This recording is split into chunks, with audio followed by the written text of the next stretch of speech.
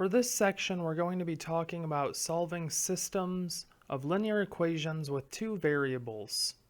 So to start off with, we have this example that says given y equals x plus 2 and y equals negative x, where do these lines intersect? So to find where they intersect, let's just go ahead and graph the two lines together. We'll go ahead and use slope-intercept form to graph them. Hopefully it's something you've seen before, but if not, we'll do a quick crash course on how to do this.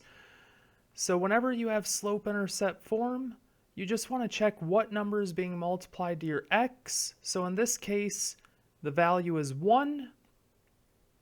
So that 1, we're going to rewrite it as a fraction, making it 1 over 1. So this positive 1 tells us we're going up 1, and this positive 1 tells us we're going right 1. So for every 1 we go up, we go to the right 1. And we're going to start always at 0, comma, whatever number is being added or subtracted from x. In this case, positive 2. So we start at 0, comma 2. And now to make new points, we go up 1, right 1.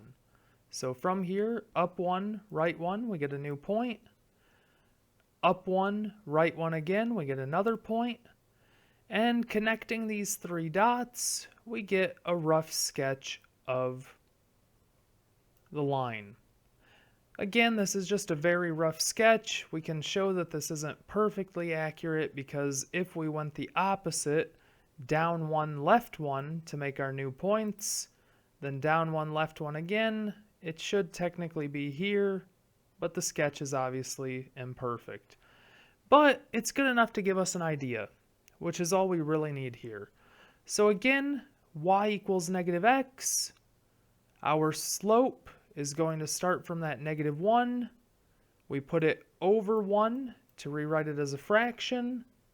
So for every 1 we go down, because it's negative, we go to the right 1. And we're starting at 0, comma, whatever number is added or subtracted from the x, which in this case is nothing, so it's 0, comma 0. So graphing this line, we start with 0, comma 0. We then go down 1, right 1. And again, from here, down 1, right 1. Connecting these dots, we get a line that looks like this. So where do these two graphs intersect? They intersect right at this point, which I'll put in green, which occurs at negative 1, comma, positive 1. And this is the solution to these two equations. The only point in common between these two lines is the point negative 1, comma, positive 1. Okay, now hopefully you can see why this isn't a very good method to use.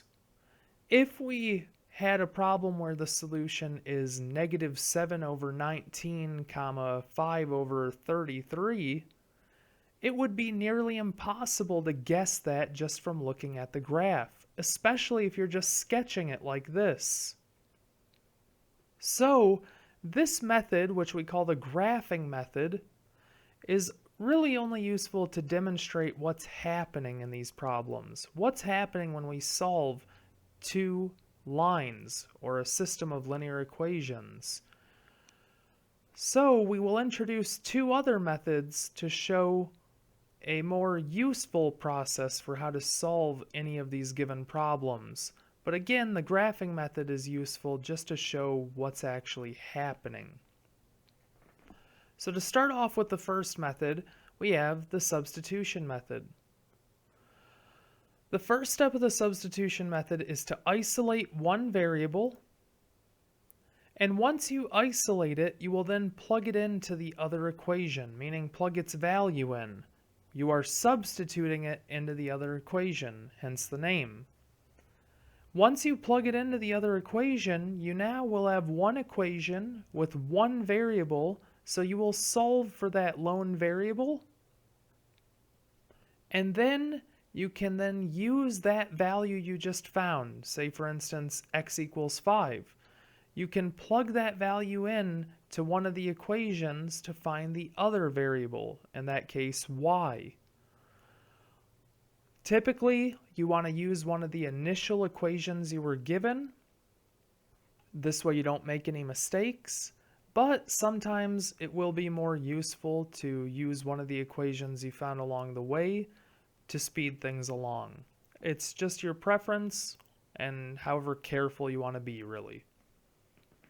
So for this example, we have y minus x equals 3 and y plus x plus 6 equals 0. So, working with this, we're going to start by isolating one variable. So looking at both equations, which variable looks like it would be the easiest to get completely alone?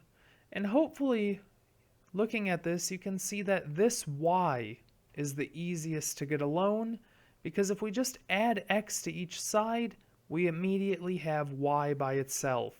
So we'll add x to each side, and when we do that, we get y equals x plus 3, which we can then take and plug into y in the other equation, substitute it in. And when we substitute it in, we'll get x plus 3 plus x plus 6, now that we've substituted in our y value, equals 0. So simplifying this, now with our lone variable, we have x plus x is 2x, and then 3 plus 6 is plus 9, equals 0. And if we subtract 9 from each side to get the x alone, we'll get 2x equals negative 9. And finally, to get x alone, we'll divide each side by 2 to get x equals negative 9 over 2. So this is our x value, and now we need to use it to find our y value. And again, you can either go to one of the original equations, or you can go to an equation you created along the way. In this case, I'm going to use this equation we created, y equals x plus 3. Because y is already solved for, it'll make this a lot smoother process. But only do this if you're certain you haven't made a mistake along the way. If you have, then you are just adding more mistakes to the problem. So we get y equals x plus 3 is now y equals negative 9 over 2 plus 3. And from here, we need to create a common denominator. We'll put this 3 over 1. Our common denominator is going to be 2, so we'll multiply the top and bottom of this fraction by 2, which gives us y equals negative 9 over 2 plus 3 times 2 is 6 over 2. And combining our fractions together, we get y equals negative 9 plus 6 is negative 3 over 2. So the solution is always written as a coordinate because we are finding the point of intersection, which in this case is x comma y, meaning negative 9 over 2, comma, negative 3 over 2. And we can do a quick check to make sure these worked out. Negative 9 over 2 plugged in for x, and negative 3 over 2 plugged in for y, we would get negative 3 over 2 minus negative 9 over 2. Simplifying that would give us positive 6 over 2, which is 3. So the left equation checks out. The right equation, 9 is negative 3 over 2, plus x is negative 9 over 2. Adding them together, we would get negative 12 over 2 plus 6. Simplifying, you'd get negative 6 plus 6, which is 0. Normally, we would write out that check, but the check isn't required for these problems. I just wanted to quickly explain that you can just plug these values in to make sure you have the right answer. From here, we now will introduce the next type of method, which is the addition method. The process for the addition method says that we're going to start by lining up the variables and the equal signs. Once we do this, we are going to multiply either the first or second or both equations by some coefficients so that we can get opposite coefficients. We're going to multiply by some constants. I apologize for saying coefficients. To get opposite coefficients in front of one of our variables. So I just said a lot there. Let me explain what that means. Let's say if we had 2x in one equation and x in the other equation. We need to get opposite values in front of each of these x's, so we would multiply the second equation, meaning every term in that equation, by negative 2. When we do this, we wouldn't change the equation because we're multiplying it to every term, but now we have an opposite value in front of both of our x's. Okay, so why would we do that? Because step 3 says we're now going to add the equations together. Think about what would happen there. If one of the variables has opposite values in front of it and we add them together, it will cancel out, leaving us with a lone variable to solve for, which means we can now solve for its value and then solve for the other value. So let's go ahead and try that out. We have 3x minus 7y equals negative 3, and negative 5x equals negative 21y plus 5. Okay, so the first thing we have to do is get everything to match up. It should be a mirror image of one another. So the first thing we should really do here is move this negative 21y to the other side of the equation in the second equation, so that our x and y are together in both equations. If you thought to move the negative 7y to the other side in the first equation, that would work out just as well. So there are a lot of ways to go about this process. So adding 21y to each side of the second equation to move it to the other side, we get 3x minus 7y equals negative 3. That's our first equation. We want to keep writing it down.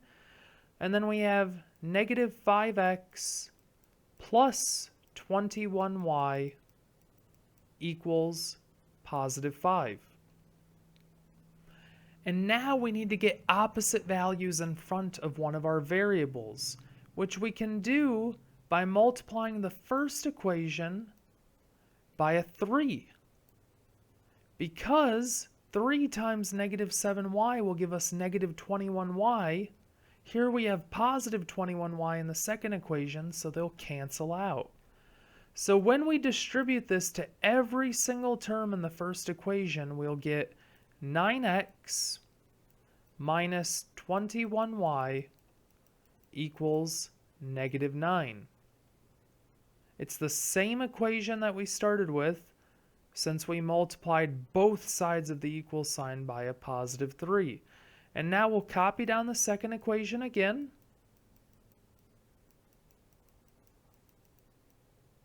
And now that everything's matching up and one of the variables has two opposite values in front of it, we can now add the equations together, hence the addition method.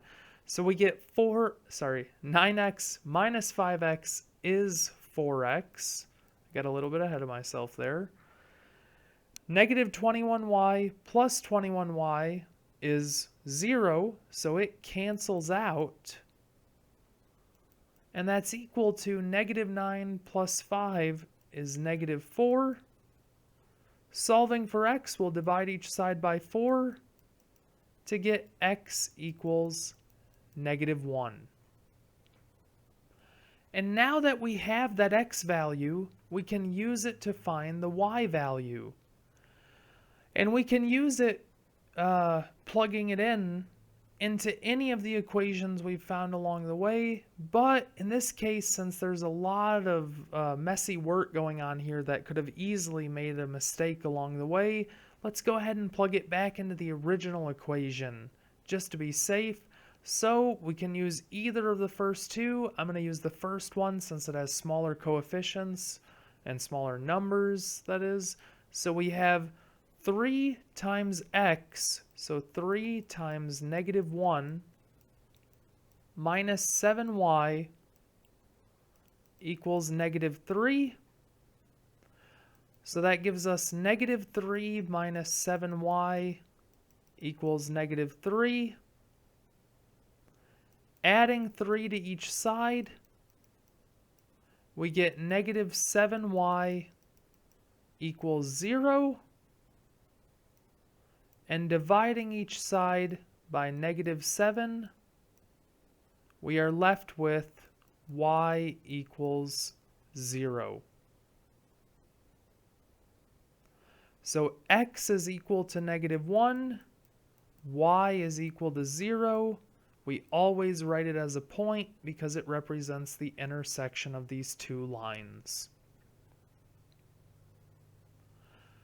And again, we could do a very quick check just with some mental math just to make sure it's correct. 3 times negative 1 is negative 3. 0 times negative 7 is 0. So negative 3 plus 0 is negative 3. The first equation checks out. The second equation, negative 5 times negative 1 for our x value is positive 5. The second equation, negative 21 times 0, it just cancels out, leaving us with 5. 5 does equal 5. The second equation checks out, so our mental math check worked out. If you have the time, do this check by writing it out to make sure you don't make any mistakes. But if you're in a hurry, just a quick mental math check is very well worth the while to make sure you haven't made a mistake. All right, so from here we do have one last type of special case that comes up. And that's what happens when your answers look a little bit odd. So if you get to this step in the problem where at any point your answer is a equals a, meaning some number equals another number, but there are no x's or y's in the problem. So we have 2 equals 2, or 10 equals 10, negative 5 equals negative 5, 0 equals 0, and so on. As long as it's the same number on both sides of the equation, then that tells you that there are infinite solutions. There are an infinite number of possibilities where these two lines intersect because they intersect everywhere. They are the same line. From there, if you get one number equals a different number, so 2 equals 5 or 0 equals negative 1, then these two lines could never intersect, which means that there is no solution. So we'll try the first one together, and then I'll have you take a moment to try the second one. We're going to use whichever method seems best. So in this first one, we have 5x minus 2y equals 1 and negative 10x plus 4y equals negative 2. In this case, take a moment, think about what you would want to use to solve this. Addition or substitution method. Okay, so hopefully you came to the conclusion that addition method would be the easiest, as solving for any of these variables alone would be a little bit difficult. Okay, so from here, to use the addition method, we need to cancel out a term. If we wanted to cancel out the x's, we would just have to multiply the first equation by 2. Remember, it's perfectly okay to multiply both equations by any numbers you need, as long as you multiply the entire equation by just that one number. So I could multiply the top equation by 2 and the bottom equation by 3 if I needed to, but in this case, there's no need. So distributing this 2 will give us 10x minus 4y equals 2.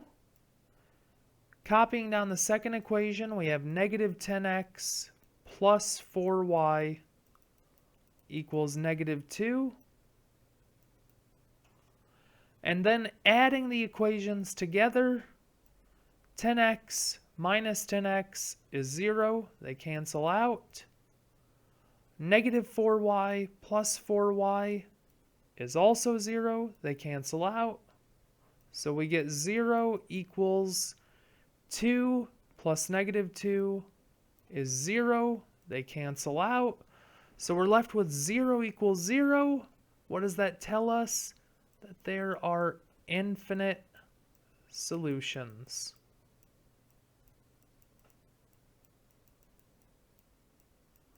Meaning these two lines intersect everywhere.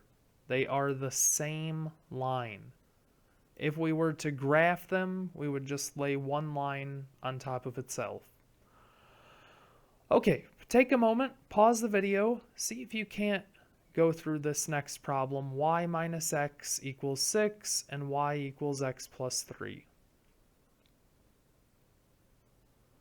Okay, so trying this together, hopefully you saw that the substitution method will be easier on this problem since y is already solved for by itself and the two equations didn't match up their positions, meaning the y and x are not together in the second equation, so we wouldn't be able to just add them together immediately. So using the substitution method, we'll plug x plus 3 in for the y in the first equation, giving us x plus 3 minus x equals 6. X minus x is 0. They cancel out, leaving us with 3 equals 6. But 3 cannot equal 6. This is impossible, meaning that there is no solution. These two lines will never intersect one another.